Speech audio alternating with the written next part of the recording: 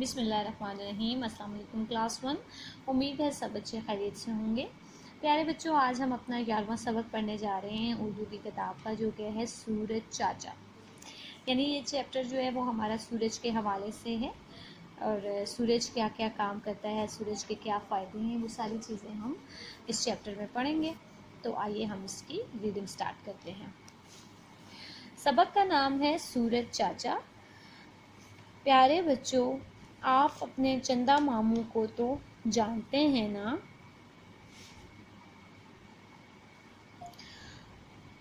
آج میں آپ کو اپنے بارے میں بتاتا ہوں۔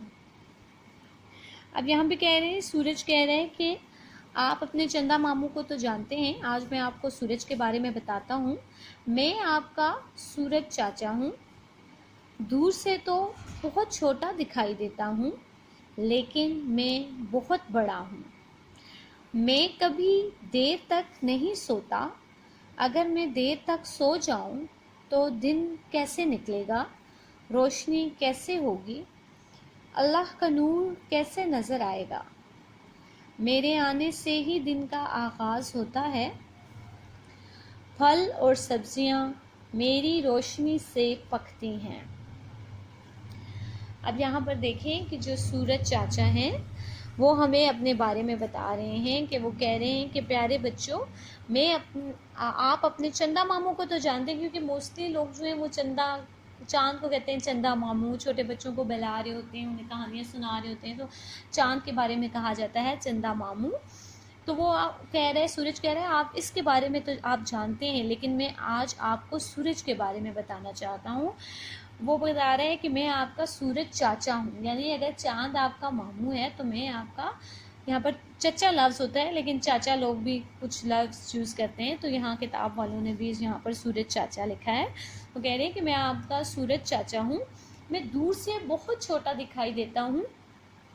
جب آپ یہاں سے سورج کو دیکھتے ہیں تو وہ کتنا چھوٹا سا دکھائی دے رہا ہوتا ہے، لیکن حقیقت میں وہ بہت بڑا ہوتا ہے، اور سورج جو ہے وہ کبھی بھی نہیں سوتا، کیونکہ اگر سورج سو جائے تو دن کیسے نکلے گا۔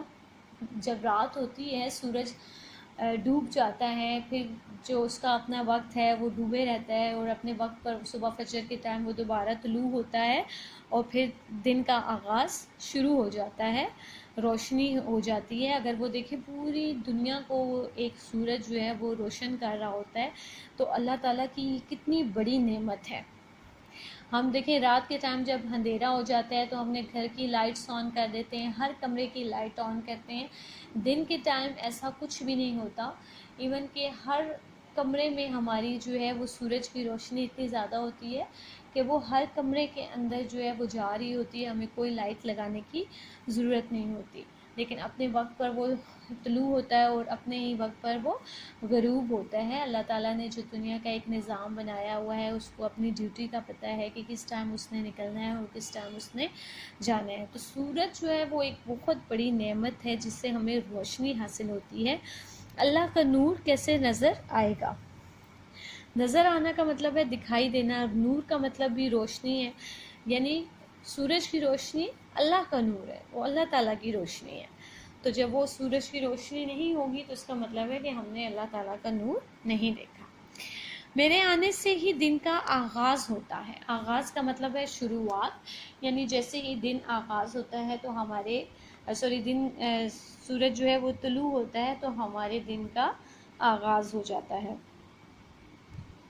اب یہاں پہ بتایا جا رہا ہے کہ پھل اور سبزیاں میری روشنی سے پکتی ہیں۔ جو سورج کی گرمی ہے اور سورج کی جو گرمائش ہے، اس سے جو ہمارے پھل اور سبزیاں ہیں وہ پکتی ہیں۔ تو یہ دیکھیں یہ کتنا بڑا فائدہ ہے سورج کا، کہ اس کی روشنی سے، اس کی حرارت سے، اس کی گرمی سے ہمارے پھل اور سبزیاں جو ہیں پکتی ہیں، اور پھر وہ ہم تک پہنچتے ہیں اور ہم اسے کھاتے ہیں۔ تو سورج ایک بہت بڑی نعمت ہے، اس کے لیے ہمیں اللہ تعالیٰ کا شکر ادا کرنا چاہیے، اور سورج جو ہے اس کے بے شمار فائدے ہیں، جس کو ہم نے ابھی سارا نہیں پڑھا، آگے بھی لکھا ہوا ہے، لیکن آج تک ہم نے یہیں تک ریڈنگ کرنی ہے۔ سب بچوں نے اس کی ریڈنگ کرنی ہے۔